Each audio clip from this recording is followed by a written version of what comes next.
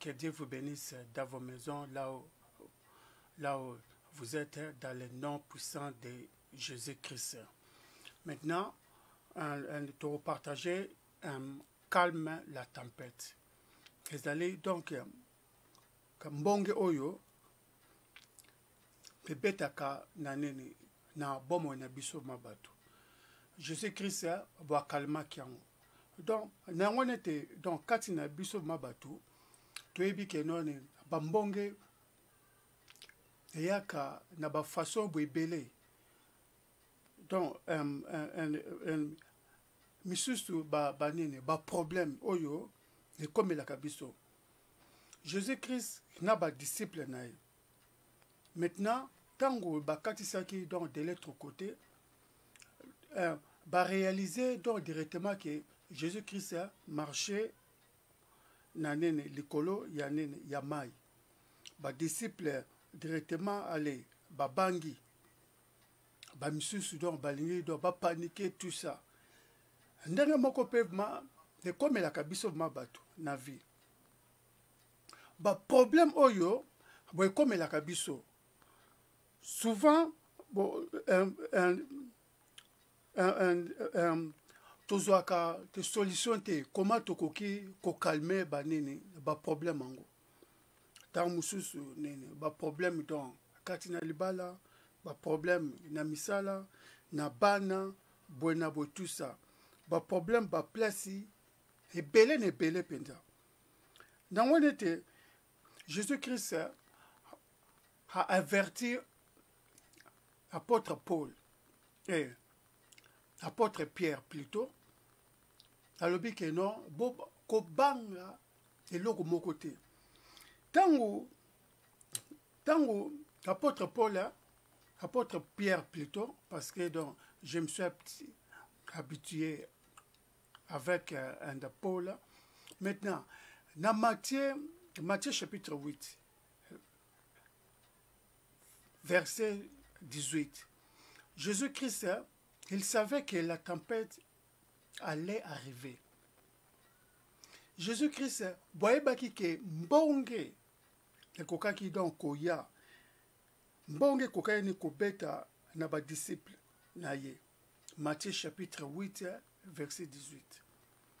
Na onete na Jean pe balobi ke non, il a plutôt promis qu'il serait avec nous dans la tempête.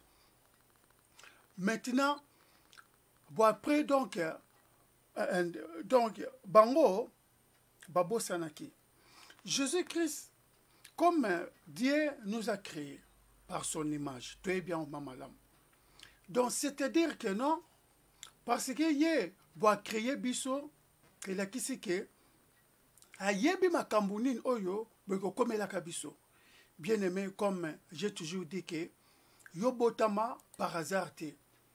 Yobotama pe par coïncidence pété. Yobotama par plan de Dieu. Nzambe voit sur plan y a bonheur et non y a malheur. Dieu voit que non malheur beko comme là-haut, mais pas que non est gagné yo non, beko gagné te. Parce que Dieu est toujours avec nous, comme il a dit, Emmanuel, Dieu avec son peuple. Maintenant, mbonge tango bobetaka. Nzambe, ayebaka keno, eko passe na mukolobo tel jour, tel heure, mutuboye, boakozwa problème. Nzambe, boye barango. Ce n'est pas que non, problème wana, et dépasser yo. Parce que Nzambe, Dieu est plus grand que nos problèmes. Tu ne peux pas donc mesurer la grandeur de Dieu avec la grandeur de ton problème. Parce que Dieu est plus grand que ton problème. Quel que soit le problème, vous allez donc traverser. Sache-le que non, Nzambe, Dieu est grand que les problèmes là. C'est pourquoi que, bien aimé, je vous dis que non, Dieu kayebi makambu tu oyo. C'est pourquoi que, donc, je vous dis que non, Dieu boyebi makambu oyo boye comme la biso mani na vie. Donc je partage que non, and là calme la tempête. Titre dont il y a prédication de ce soir, c'est calme la tempête. Dans on était bien aimé, tempête, boye kisi ba problème dengue boye comme la biso. Dans Matthieu chapitre 8, Jésus-Christ va demander à ses disciples, traversons de l'autre côté. Donc, tokatisa nangambu mususu.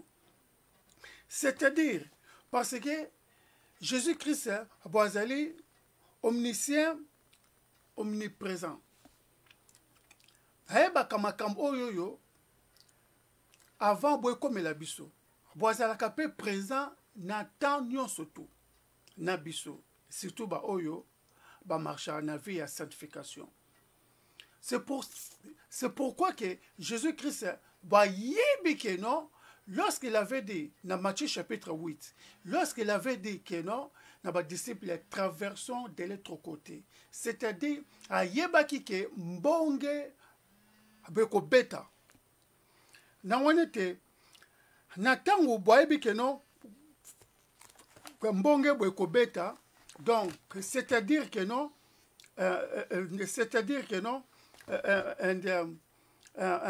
natangu Jésus-Christ boyebi que non, nini, va demander na banane, ba disciple que non, traversons de l'autre côté. C'est-à-dire que non, kayebaki que non, mbonge boyeko beta. Na ngwana na makambo oyo ekomelaka biso ma na vie. Yesu Masia boyebaka ngo. Boyebaka keno makambo bo mukolo boye, bokokomela mutu boye, makambo boye na boye, tout ça. Ce n'est pas la peine de paniquer. To panikaka te. Tangu don to panikaka, na wana makambo ngo boye dominaka biso. Tokoma keno te talanga ikutu boy talanga kutu balopi boy talanga maboy na boy parce que pourquoi panique wana tala nani apôtre Paul azo katisa nini bango nyonso tu na boîte ba remarquer que Yesu Masia bazali ko marcher likola mai.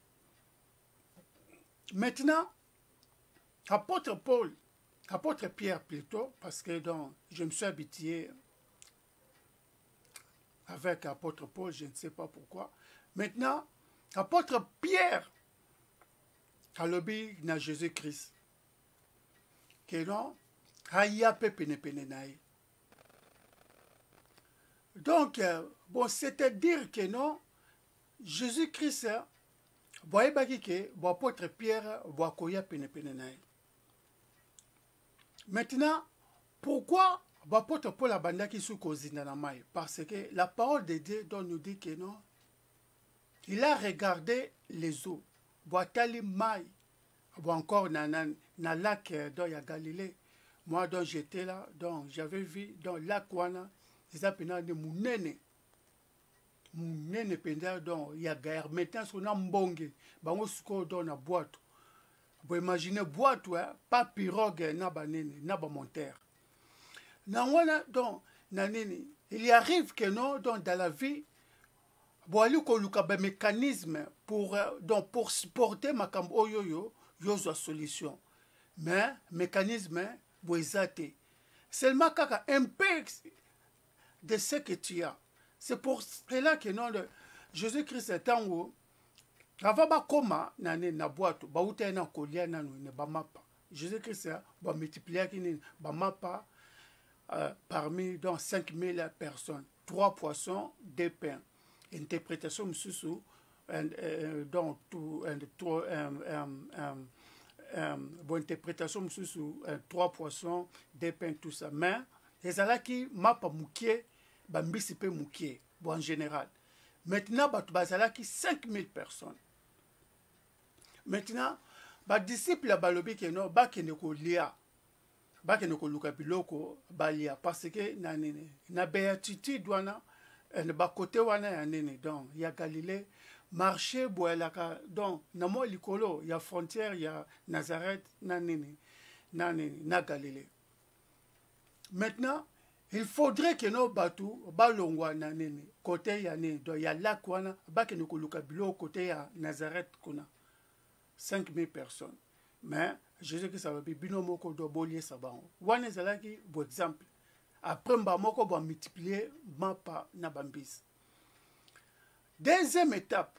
Alobi na bango que maintenant donc vous êtes donc rassasiés, ba disciples do ba lokoti ba oyo bo etikala ki wana donc ba garder ango. Après maintenant ba traverser sur de l'autre côté. Ba mati donc na boîte. Pas na canot rapide. Donc toujours moyen moko ya mukie toujours. Moyen moko ya insuffisant. Tant mususu na vinao. Tu vois que non, tout ce que tu es entré dans des frères maintenant, c'est insuffisant pour toi. Mais donc je te dis, ne regarde pas tout ce que tu as, mais regarde la grandeur de Dieu. Ne regarde pas comment donc tu vas t'en sortir, n'a pas de problème, tout ça, mais voir la grandeur de Dieu. Quelle est donc la grandeur de Dieu? Mesurer donc grandeur. Il y a problème na grandeur dans Yanzambi. Tu verras que non, Dieu est grand que ton problème là. Maintenant, tempête donc représenter biso problème na biso, na vie na biso. Beaucoup de gens ont des grands problèmes. Je ne dis pas donc un petit problème parce que makambo oyoyo yo considéra ni mukie place à mutu mususu munene. Makambo mususu donc yo considéra munene place à mutu mususu mukie. Mais donc c'est toujours problème. Donc Pierre il a vu tempête et bêti na mai na lac ya Galilée. Lac wana ezali penda lac penda ya munene. Ce n'est pas moi un lac moko ya mukie bona non, lac penda ya munene. Bopi pe bango pe ba lac pe na boîte. Pas bateau te. Oh canot rapide pété, moteur pété, boîte penda. Ba luka yango pe na mabaya. C'est pourquoi que il y arrive dans nos vies ba problème mususu comme la biso to comme nene ko kanisa ke non il faut maintenant ni to luka boy comme ko luka nene ba moyen de gauche à droite tout ça. Bon imaginez na kat na lac wana. Moi j'étais là donc na lac wana donc bien aimé. Ne dis pas que non oh te bango ka nene mbonge non si bon te met là-bas na lac wana bien aimé tu seras donc tu seras épargné donc tu peux fuir. Ne dis pas que non te bango kutu ba pierre wana ba laki nani na faute non. Tu n'as jamais été là-bas. Moi j'étais là plusieurs fois. J'ai vu donc grandeur donc il y a lac wana ngai donc na lobi awa canot rapide soki ka ke kufiawa bien aimé beaucoup nager malili boy ko beta boy imaginer boy bi donc on a jeté. Tu vois, c'est pourquoi que quand na pirogue wana na boîte wana il y avait beaucoup de choses. Na wana vie à mutu représente aussi comme boîte wana. Vous avez quand na boîte maintenant il y a des dangers, des tempêtes, des problèmes. Kotoyo don mobala kimi, kotoyo mosa kimi, kotoyo bana, ceux qui peuvent mandenge nini. Comme dans la diaspora boy, donc tu vas trouver que non, ote kotoyo nini baza ko téléphoner na kin, na Angola, tout ça, na Congo Brazzaville. Oh na nini, na Gabon, Bonabo tout ça. Atapeku na nini na Kinshasa, donc tu vas trouver que non, tu es donc responsable, yabaleki, yabandeko tout ça. C'est toi donc donc mutu likondi ya famille. qu'est-ce que donc tu vas s'en sortir? Beaucoup de problèmes. Mais donc, je te le dis, avant que yo soit problème wana, Dieu ayebaki ke donc problème oyo bokokomela o tel jour, telle heure, nini do sango boye bakobenga o na telle heure boye na bo tout ça. C'était déjà programmé dans ta vie. Comme lui, il nous a donné les plans un plan de bonheur et non donc de malheur. Ayebi comment boakozwa nini solution na ba problème na biso. Bien aimé, ne vous paniquez pas. Mata kutuma nini place yo bozali mbonge beti comment donc yo moko donc tatate donc mamate. Mais tu as un Dieu très puissant. Tu as un Dieu qui est très puissant, qui voit tout. Yeah. Dieu voit même dans makambo oyo binemi ba planifier contre eux. Dieu les voit. Maintenant, Dieu aussi programme aussi que non neti bango ba programmer boye. Maintenant, il va bouleverser leur plan aussi. Maintenant, pourquoi ba makambo ndengwana comme la manini parce que pourquoi? La parole de Dieu nous dit que non, le malheur entend toujours le juste, mais Dieu Tout-Puissant l'en délivre toujours. Donc, ma baie, donc, tantôt donc tu te demandes pourquoi seulement moi dans ma vie, pourquoi pas l'autre là, seulement moi, qu'est-ce que donc je le fais, bien aimé? Bazande et belé. Babundisa bango parce que ils ont les dons et donc les kabo yanzambe katina bango. Satan bundisa biso kaka ndengwana te donc to la mouika maboy problème ba moko boye non balandaka nde eloko onzamba te katina biso. Tu étais donc dans des bars là donc na vi moko ya nini ya mabe donc na kindumba ya kokosa donc ya lukuta babandaki donc occupé yote. Tu étais bien, mais lorsque tu t'es repenti nde ba problème commis donc ya pourquoi? Parce que porte ya masumu bofungwami comme aussi Pierre dans les pirogues. Lorsque il était là avec dans les disciples les autres disciples, bangotu, ils étaient calmes. Tango kaka, a komi koluka, a atteindre Jésus-Christ, nda komi le kozinda na mai. Parce que pourquoi? Boateli na gauche, boateli dans la droite. Beaucoup de gens aussi, lorsque tu es donc sur place, tu n'as pas dans le problème. Mais lorsque tu t'es repenti, tu verras aussi donc le problème et c'est multiplié encore. Ba camarades na ba komi ni kofinga yo, ko critiquer yo, na ba oyo bandaki nene boko benga banani do ba yuma, ba komi donc ko benga on ba yuma, tout ça pourquoi? Pour t'enfaiblir. Ba zongi sa osus na nini na kat na pirogue. Mais pourtant yozo bima na pirogue. Mais bato ba oluka do ba kamata yo ba songisa osus na nini na kati na pirogue parce que pourquoi tu regardes dans les gauches, tu regardes dans les droites. Na wana bato belé bo bali boy lobi li ba le kufi. Bo azui nini boulot boy donc ya bien lobi do boulot ne kufi. Pourquoi? Parce que bo azotala na gauche, bo azotala na droite. Mbala moko bo azozinda pe na mai. Ndenge moko pe nini na Pierre. Heureusement, Pierre avait osé. Pierre avait osé. Les Cambouana, c'est très nécessaire. Batebele donc Bakwaya, donc il y avait un jour comme ça. Mutumususu, boalobama trop, tout ça. Bazuye karanane na piscine te bakeka nanene na piscine donc osakana bakamati batindiki bato bayebi ke non bato mususu bayebi ke mutoyo comme il parlait bayebi ko nager tout ça bona bo ye penza bo nager ka mama makasi donc maître nageur bo yebi penza parce que bo il parlait beaucoup mbala moko bo a glissé na piscine wana bo akwe na mai tango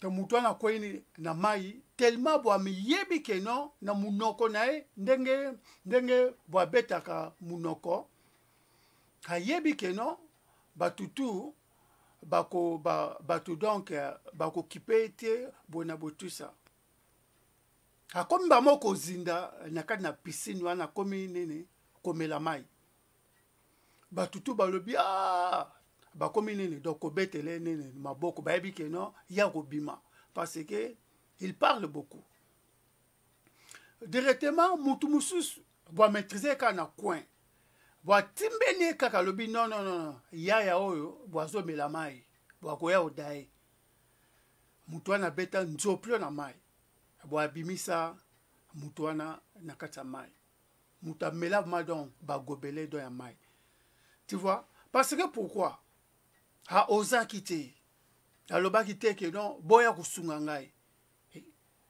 il parlait beaucoup mais Pierre bo alobi na Jésus-Christ ke non mokonzi nalingi na ya place yo ozali Jésus-Christ alobi yaka ntango atie un pas deux pas quelque pas boye bo akomi kozinda na mai mbala moko Pierre a osé il a osé a crié mbala moko mokonzi bikisa ngai. Il arrive que non batu mususu balingi donc komi kitisa te mane na vie. Deuxième point. Bato belé balingi donc komi kitisa te. Tellement baza ma peka likolo les orgueillés balingi donc komi kitisa te. Likambubo na yebi, likambubo na yebi. Na oyo bo yebi te do yendi maka na yebi na kosala. Boko zela, il ne peut pas donc le faire. Pourquoi? Bolia lobake non na yebite. Il faut oser. Il faut comprendre vos actions dans la vie. Mutu mususu boy eote yelfa bandanga nini tembote bokuta nini na mutu boy boko zarate. Bole kanipe. Donc yo banda nini donc ko saluer boata do yabeti karabo etalier ça va te changer à rien. Boebele tant mususu ma bakokuta na nanani na binemi na ye nanzela na enemi na ye ma plutôt do baloba na kate balekani na bango pe so bala bolie ke non a osé a bandata tambote maboy bonjour ou bien bonsoir ou bien bon après-midi boatani donc bon appétit tout ça si donc tu les trouves en train de manger tout ça, tout consort. Ça dépend quand. Yo pesa ka mbote. Prends zoa bo intention do ya mutu na pesa mbote oser. Bo ebele kati na batu ba nini ba oza ba sutuka peuvent ma bien. Misusu ba osate ba sutuka peuvent ma na nini na ba faux ba position. Bo action don ba sala don ya nini ya mabe. Na wonete ko oser boza vraiment très nécessaire na vie na biso. Bon apôtre Paul plutôt apôtre Pierre tanga banini kozinda na mai. Il a osé bo beleli Jésus-Christ mokonzi biki sangai. Jésus-Christ mbamoko bo bikisi. Tata donc Jésus-Christ a le bail que non konzima non mukie bonabo. Ça n'a pas de problème. Bon il y a aussi donc problème mais il a osé quand même que non donc au secours. Il a appelé pour au secours. Misusu ote yakangelinga kanda ote pourquoi nganene na banda ko saluer bonabo. Naza you matin bonabo tout ça bien aimé ça va te changer à rien. Koutu donc ba yuma kutu je suis kutu bo prendre action te acte te bien aimé yonde kutu ma grand yuma kutu parce que biso dans les Seigneurs, bisonde donc ba grand yanké. Bisonde parce que pourquoi? Nous avons la parole de Dieu. Ata donc yo bengina nini donc yuma, mais naza yuma te. Oye bien très bien na vie spirituelle, boyaka ni na butu. Boyebaka. Ya mwana te donc bon il faut na vie, bon il faut ko oser. Ko oser mususu na tango pe ya nini ya oscour tango na lobaki. Pierre a komi kozinda na mai. Kozinda nani na mai. Il a osé mokonzi biki sangai. Boye belé dans yabatu. Bo atteindre donc problème boye comme lié. Ah te pourquoi nene na benga wana te pourquoi nene na benga pasteur ah te ba pasteur on peut ba kompe ma ba faux. Il y a vrai bazar et belé ko le ka faux. Boye imaginer donc Eli ou bien Élysée donc mon qu'on a bango frère bon le bic non ah mon Dieu bah comme koboma bah prophète non surtout Dieu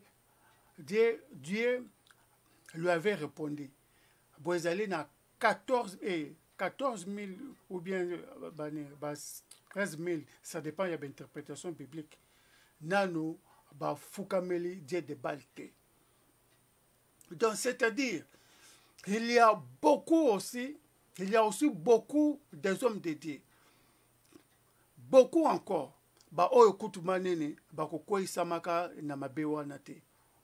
O bino boyebi, o wana ba exposé, wana ba bona boy. Il y arrive aussi ba sataniste. Ba comme appelle donc ko attaquer pe ba homme de Dieu. Il y a solo. C'est pourquoi que non dans la vie il faut savoir comment calmer la tempête. Comment donc calmer la situation dans la vie na yo. Bolé ko kene place nganga. Je ne comprends pas. Mutu atanga penda ba kelas na e. Make ko luka nganga oyo akenda tane ne classité. Pourquoi? Pour avoir de l'argent, de nomination, bonaboy. Lorsque tu étais dans la banque et l'école. Comment qu'est-ce que Ngangana Moutapesa qui est mayel? Non, c'était Dieu lui-même. Pourquoi pas donc qu'on s'appuyer na Dieu ou ya pesa qui que sagesse ya ko terminer ba cycle ya classe now. Maintenant, yo komi ko luka nganga, boina bo tout ça, nganga boatanga te. Donc dans les botane moko ba grand pauvre. Yo zo ke nene do ko lukai. Mais tu étais donc dans les bancs. Ngangana boya kité et dans les bancs de classe. Mais ngangana jamais il s'est présenté donc devant toi pour te donner l'intelligence. Ayakate. Maintenant, toi, tu as terminé dans tes études, comme tout ça pourquoi? Tempête. Tempête, comme Elio, maintenant, comme Moussala, de gauche à droite, tout ça, Balamokale, Bokimele place, Yangang. Ce n'est pas bien, mon frère, ce n'est pas bien, ma sœur.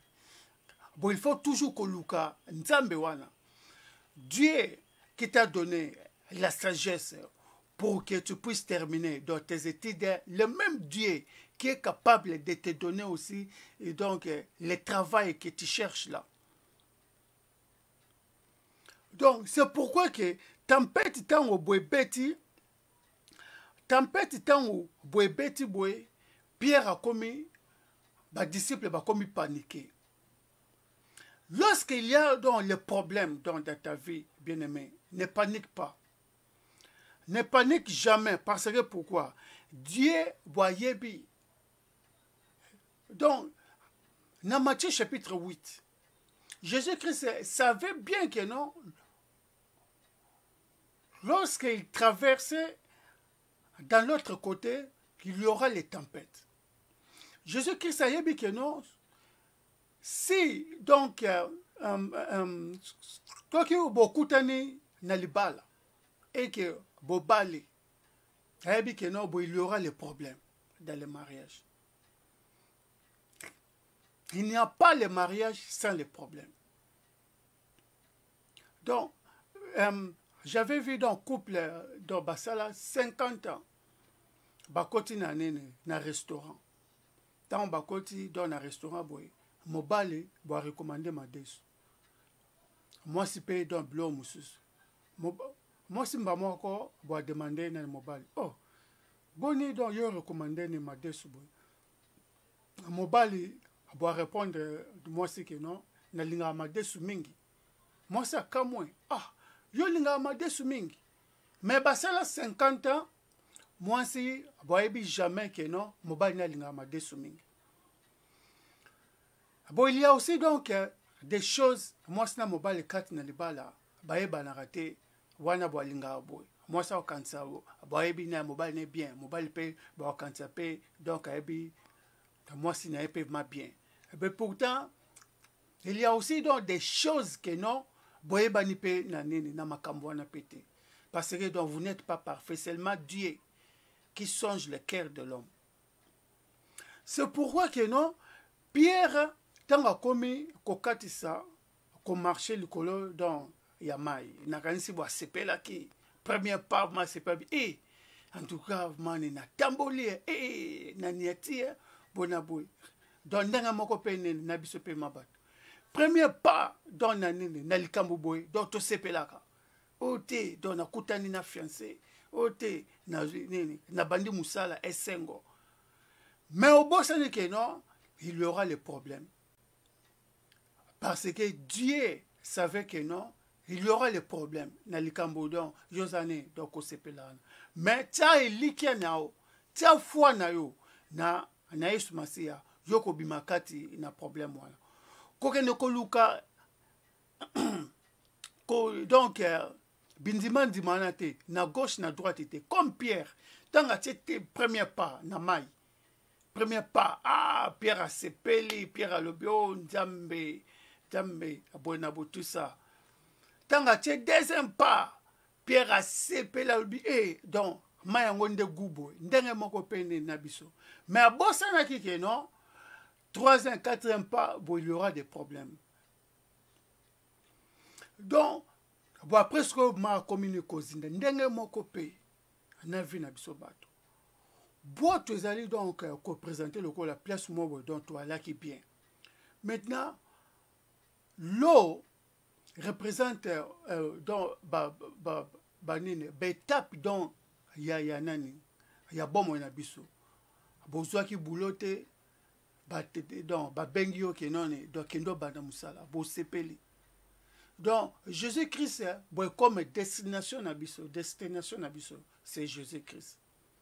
Maintenant pas o to alinini pas oyo Pierre abandaki kosala c'est comme que non pas oyo ya nani ya bomo na biso ba démarche tout ça na on était quatre na biso batu nous avons na vie na biso batu nous avons des problèmes là, nous avons donc des problèmes de gauche à droite tout ça dans tout ce que nous faisons à tel loboy to sepeli sache-le que notre demain il y aura nightmare et on a le bien enseigné en anglais et il y aura les cauchemars. Il faut donc savoir que non, quel que soit le degré dont il y a problème dans la vie de biso. Yo sepela qui déjà que non, les balles na beaucoup sepela. Kokoma non na poto, kokende na onene na Kinshasa, kati na nene na libota na yo, donc promotion na bozui, beaucoup sepela, beaucoup plaire souhaiter. Mais je te le dis, sache-le que il y aura toujours donc les problèmes. Tu seras combattu, mais non pas abattu. Non abattu. Tu seras combattu. Baro bondissa toujours. Baro condamné toujours. Mais pas abattu. Mais bako gagné aussi. Parce que tu es en Jésus-Christ. Et loko oye batami, mutu oye batami na Jésus-Christ. Bako zala combattu, mais pas abattu. Bako gagné te. Boata bitumbango nini don ndenge nini. Hata kutu do ba déception boivement ndenge nini. Bien aimé. Yeba que non, Jésus-Christ est toujours donc devant toi. Boata nini maladie yango ndenge nini, maladie beti yo ndenge nini, quel que soit degré dans ya maladie, yeba que non Jésus Christ donc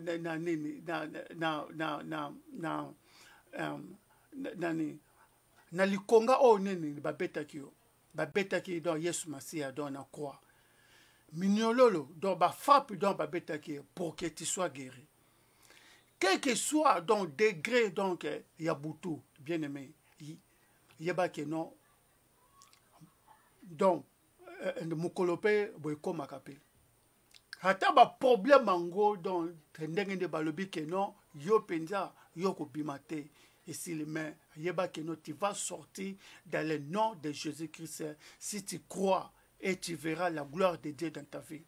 Donc ne regarde jamais donc na gauche na droite bona boy ba problème o ekomeli ngai o bona boy tout ça o ngai o nani de côté o no bona boy te, mais je te dis que non, ton frère, ton papa, c'est Jésus-Christ. Yende, Hazali, le père des orphelins. Yende, les maris des veuves. Habi comment il y a qu'à résoudre les problèmes nao. Quel que soit donc degré dont il y a des problèmes. Tu es que non, dans la diaspora, le problème des papiers, c'est toujours un grand problème. Mais Jésus-Christ, comme il avait protégé Abraham, Sarah, en Égypte, ndenge moko pe ba ko protéger na kati na diaspora. Ne serait pas dessus kokende te o koluka te o nani marabout bona bo tout ça bako tuana basa ba escroc. Rappelle-toi bien, Satan boit pierre na gauche.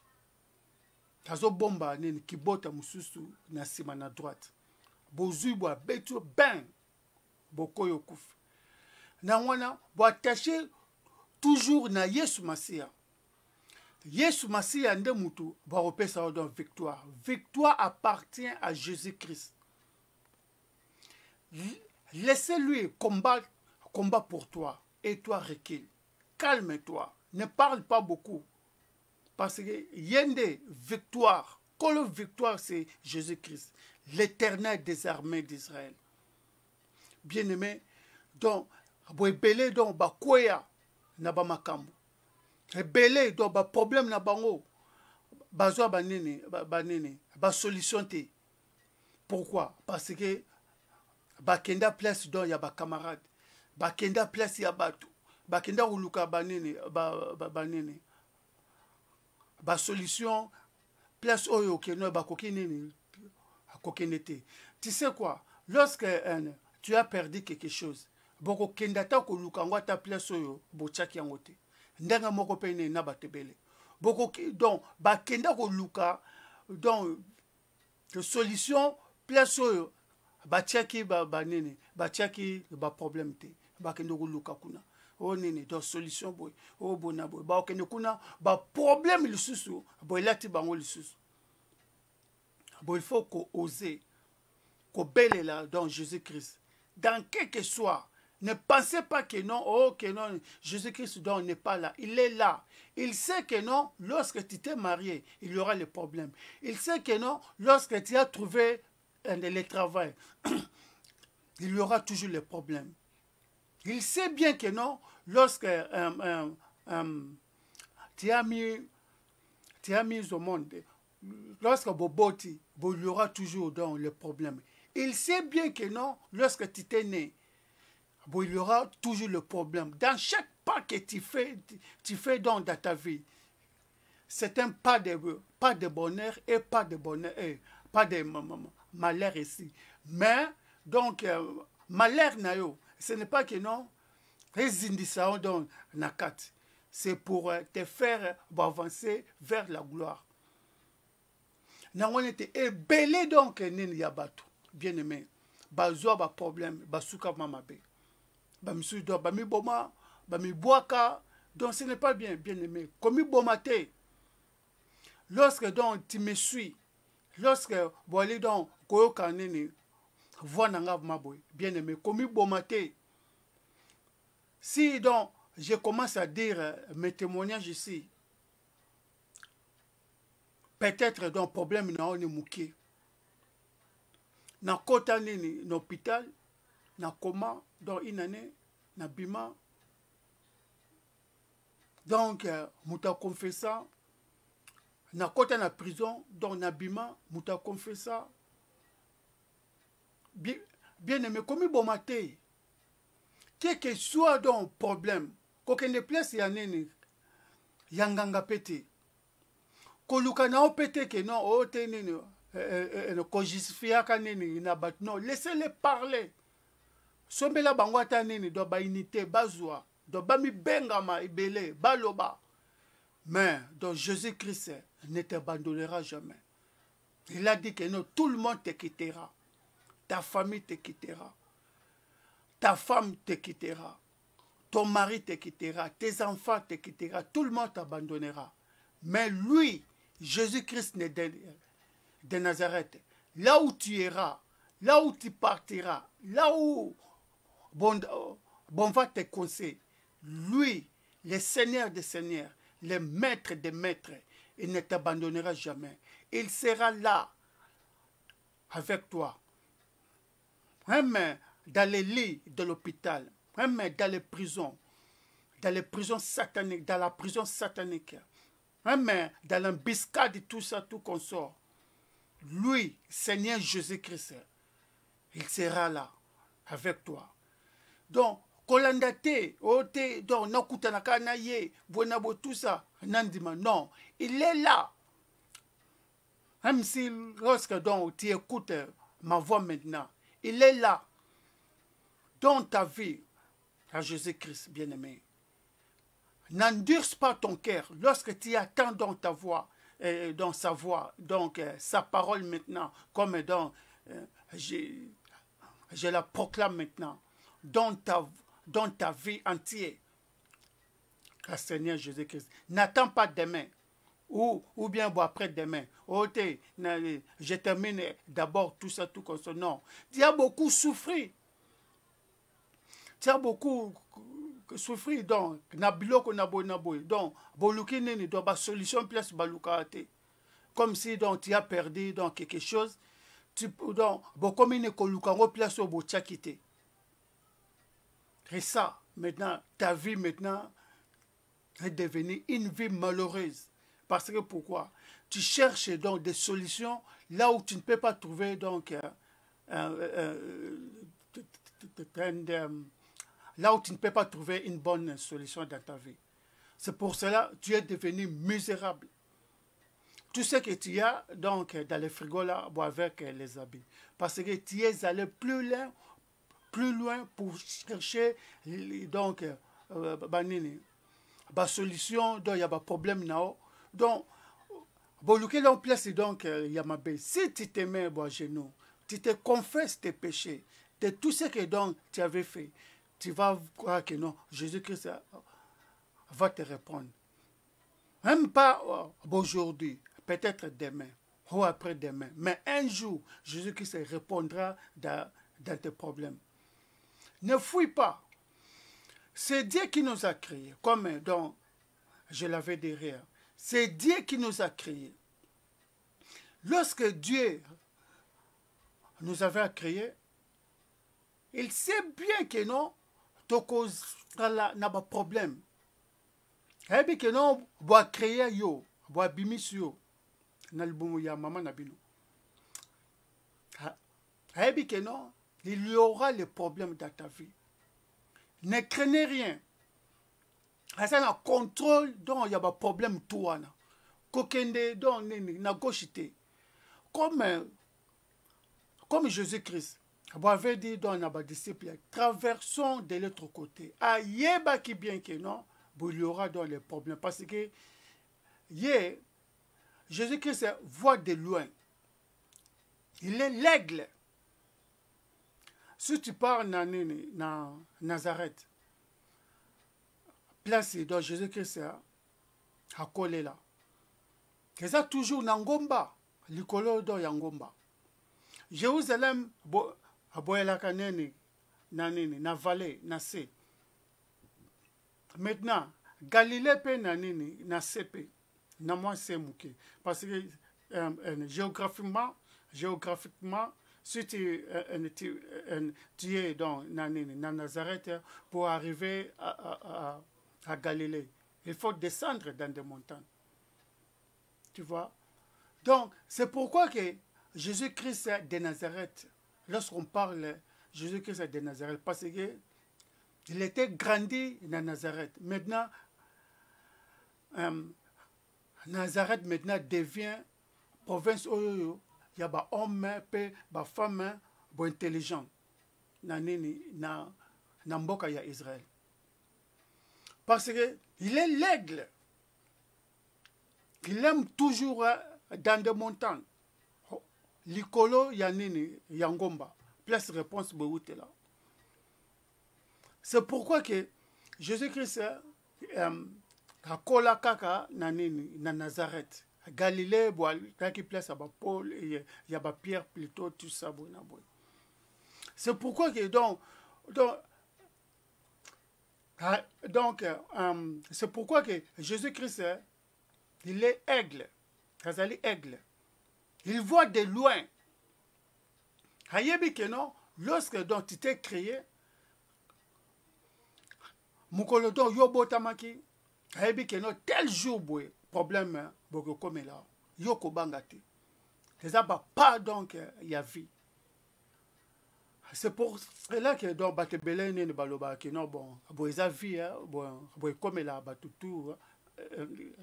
Parce que pourquoi? Boisa pas donc il y a vie. Bon, chaque pas que tu fais dans ta vie, bon, il y aura toujours dans les problèmes. C'est pour cela que donc tu te demandes.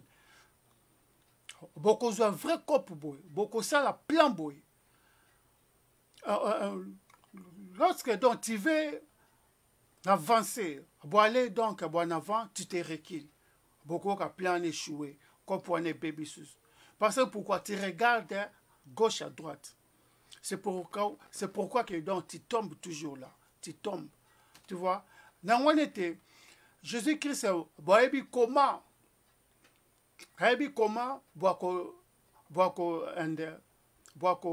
défendre, quel que soit les degrés de problème, bien aimé.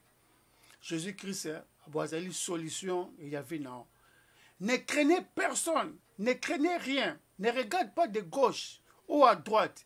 Jésus-Christ, yebi, comment, dans la prison de satanique. Jésus-Christ, yebi, comment, bimisayo, na libulu oyo nene bachayo. Jésus-Christ, yebi, comment, bimisayo, place oyo, bazanene, donc, kochola yo, kofinga yo, talaye, talali talaye, bonabo tika. Bien aimé, tika bango, donne, bafinga. Tika bango, baloba.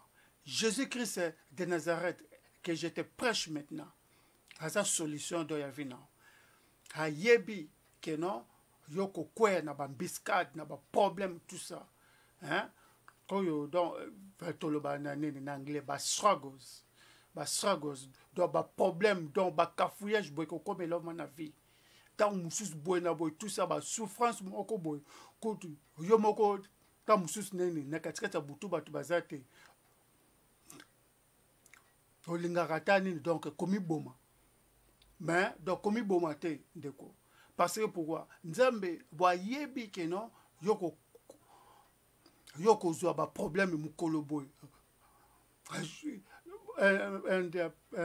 donc peut-être tu te demandes que non ce qui en tout cas ton ayebaki pourquoi donc j'ai fait ça bona boy bien aimé ne regarde pas le passé.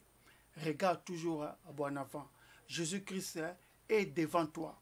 Ne regarde pas donc derrière toi. Comme Pierre. Tango, yemoko mutu, boaoze. Comme Mokondi, Naya, place yo bozali. Jésus-Christ a dit, viens. Maintenant, vous l'avez fait dans les pas, comme dans, c'est très simple, vous comprendre. Lorsque Pierre a fait des pas, quelque part comme ça, il commence à noyer. Comme donc au Zinda, comme nous, tokozouane plan dans business plan. ou bien plan, projet, boy, il y a bien, libala, bana, donc babote moussala, bonabo, tout ça, cop boy, il y a bien. Donc, tu commences à regarder de gauche à droite. C'est pourquoi que donc te perdra donc victoire. Bah quoi attaquer au boy. Pourquoi donc tu as perdu?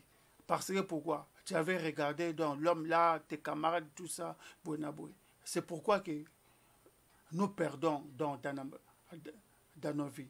Bon, il faut toujours attacher na Yesu Masia. Yesu nde boyebi donc victoire na biso. Yende boasimbi victoire nini na maboko. C'est pourquoi que David a dit que non, l'Éternel est mon berger. Donc, l'Éternel est ton berger aussi, donc, mon frère ou ma sœur. Toi qui m'écoutes donc maintenant.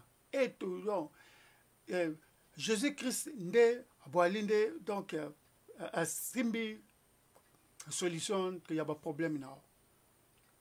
Ata balobi ke non donc yoko zoate na vie na boda boda yoko bonga te yeba ke non oko bonga dans le nom de Jésus-Christ. Pierre tango tempête beti na mai. Pierre a comme banga parce que il a regardé les tempêtes, la tempête plutôt. Pierre a tali tempête nda comme une kozinda. Lorsque donc dans la vie, bien aimé, tu as fait déjà le pas quelque part pour arriver dans ton destination maintenant. Lorsque tu regardes dans la tempête, c'est pour cela que non, tu as tout perdu. Parce que pourquoi? Tu n'a pas de problème. Tu as na Jésus-Christ. Allez en avant toujours. Ne reculez pas.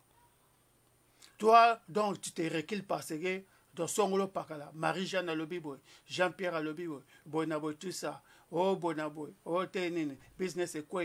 Bah, comme nene, donc, c'est caillou. Est-ce que n'a pas nene, n'a okoma, n'a kokoka, n'a pas ma capacité, bien aimé. Comme inde, qu'on ridicule Nzambi. Ne fais pas reculer Dieu là. Dieu, voyez, plan nao. Ayebi mukolodo yobotamaki. Avant yobotama, tu étais quelqu'un. Jérémie chapitre 1. Verset 3 à 5.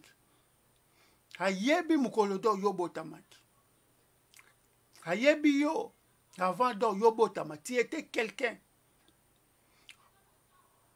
Vous imaginez que non, tu es bien ou très bien, la science, vous avez belé. Millions de sperme, tout ça. Mais, yopé, donc tu étais aussi donc, parmi, donc, millions de y a sperme, mais donc yobotami, donc les restes sont écouffés. Mais comment donc tu as peur le problème? Ndenge donc yobotamaki, tu étais aussi donc dans les combats là. Nababa nene, sperme nene, misusuana. Ti donc bango koufi donc yobimi. Donc, il y a qui que non, problème tu traverses là. Mais ça peut ça déjà dans solution.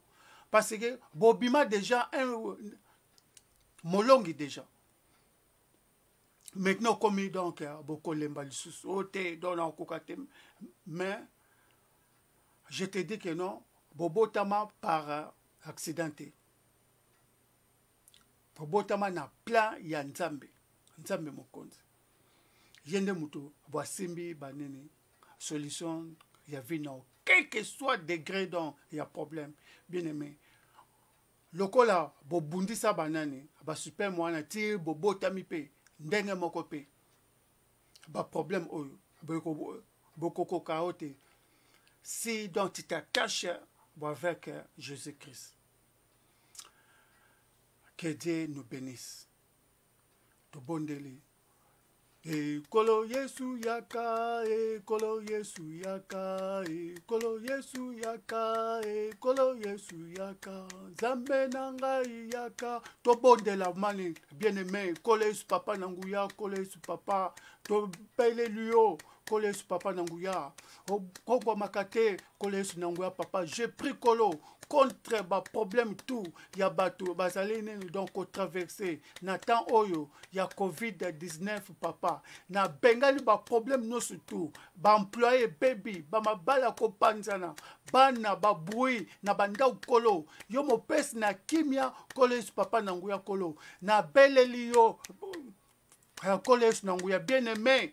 Priez nangai. Oh, kole sunanguya papa, j'ai pris kole papa. Naba oh bazali kole sunanguya ko souffrir kolo. Kangola bango papa. Naba problème na bango kolo. Naba ndaku na bango kole Yesu papa. Kole Yesu nanguya na beleli makila na yo. Makila na Yesu Masia papa. Oh Yesu panaki na ngomba ya Golgotha 2000 ans maintenant kole Yesu papa nanguya kolo. Oh nyonso azali connecté na ngai papa à travers na yo kole Yesu papa à travers epema ya media o papa ba problème tout o ezali ko déranger kolo na bengani yango mosika dans le nom de Jésus-Christ papa na beleli makila na o kole Yesu papa et kango la vie ya moko na moko na bandaku place nyonso tout epesa mele bango kole Yesu nanguya na beleli yo Père Céleste obongo makate mo santu nanguya oleki banzambe tu na bolingo oleki banzambe tu papa nanguya kolo na bokasi kolo kangola biso papa na bikamwa na ba piège nyonso tu kolo tokoyaki na bazamba na ba mai na ba mbonge ba problème kolo na ba mabala na ba nini kolo Yesu papa Tobeleli au Père Céleste, Père de gloire. Kangola biso, dans le nom de Jésus. Collège Papa Nabika moi. Au bon Makate, Seigneur Jésus. Bien-aimé, ne dors pas, priez Nangaï, bien-aimé.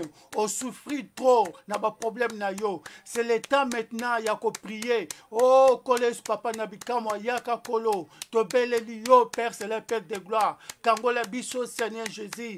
Kangola biso, Collège Papa Nanguya. N'a pas problème, oh yo kolo.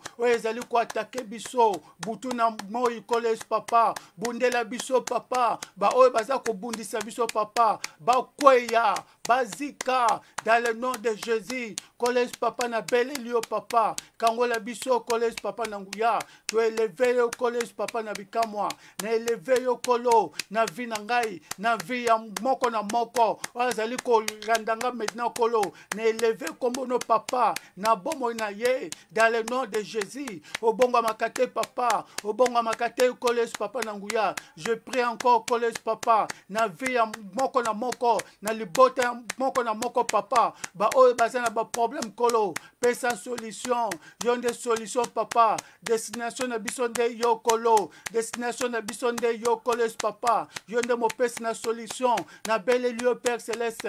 Les cas papa na komi montama, les cas collège papa, na kotralisa ma Père Céleste Père de gloire kolo. Na belle l'homme santo nanguya dans le nom de Jésus-Christ papa nanguya kangola biso dans le nom de Jésus na belle l'homme kosta yuda kotika bisote kobwaka bisote papa ba oyo collège papa ba zinana ba mai kolo ba bima ba ono stu papa bazwa ba chance na bango kolo ezongela bango dans le nom de Jésus papa dabika moi na belle l'homme mon santo nanguya obongo makate kolo Yesu obongo makate Père Céleste Père de gloire les cas papa na komi montama na vie moko na moko na tango oyo papa dans le nom de Jésus au bon amité collège papa oh Père Céleste Père de gloire na belle lio dans le nom de Jésus les cas papa na komi montama les cas collège na kotralisa ma papa na belle lio Père Céleste bien-aimé. Quand la discrété, priez nangai et longo bien-aimé. On souffrit pas trop, n'a pas problème na yo. Priez nangai et longo bien-aimé. To baby ça, alléluia, beaucoup du tout. Ya Satan, oyo, boy bloca yo bien-aimé. To bon de la cause à la discrété, bon de l'été. Nzamba le kana ko pardonner yo. Na mabena yo. Na makambo tu ya mabe oyo o participaka o sala oyo nyonso tu o boma batu o yiba o sala ba masumu ya mabe bien aimé demander te nzamba leka na ko pardonner yo na kombo na Yesu Masia nzambe na bikamwa pardonner biso na mabe na biso nyonso tu salaki collège papa limbisa biso papa na bikamwa collège papa na nguya na beleli yo papa na beleli yo collège su mawano papa na vie na biso mawana yo na vie ya mon frère mawano kolo na vie ya ma sœur dans le nom de Jésus obongo makate kolo Yesu yo bongo makate papa na nguya kangola biso papa na ba tempête na ba problème nyonso na vie na biso na bandaku bien-aimé bondela na ngai ba tempête beti yo pe mingi o souffrir pe trop bondele te ba tempête wane bima na vie na yo dans le nom de Jésus collège papa na bengani mupepe to mabe bambonge to mabe na vie ya moko na kombo na yo Yesu Masia dans le nom de Jésus collège papa na belelio obongo bakate papa obongo bakate collège papa kangola biso papa na bambonge nyonso dans le nom de Jésus-Christ bien-aimé quoi la discrété dans le nom de Jésus-Christ Yesu Masia bien-aimé Yesu Masia a boire calma qui n'est une tempête. Pourquoi? Parce que Pierre avait osé. Pierre a boire tcheboué. A boire le bique non. Yesu Masia bendangai. Bien-aimé, kati na biso mabatu. Tolinga kateke non. Yesu Masia yasunga biso. Tokoma kaka ne biso mo ne koluka banene ba solution. Ce n'est pas mal, mais vraie solution. Beaucoup de place il y a Seigneur Jésus-Christ. Beaucoup donc la solution est sans condition. Beaucoup donc permanent. Amen. Que Dieu nous bénisse. Je termine ici.